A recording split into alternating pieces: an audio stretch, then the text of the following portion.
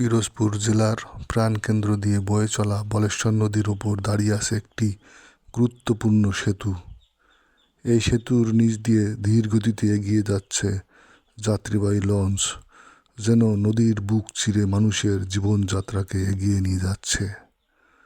নদীর পানিতে তৈরি হয়েছে ছোট ছোট ঢেউ, সূর্যের আলো পড়ে সেগুলো ঝিলমিল করে উঠছে। দৃশ্যটি হয়ে উঠেছে অপূর্ব মনোরম।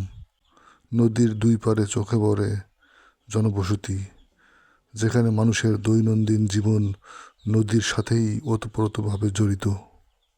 কেউ নদীপথে যাতায়াত করছে, কেউ বা নদীর ধারে বসে প্রকৃতির সৌন্দর্য উপভোগ করছে।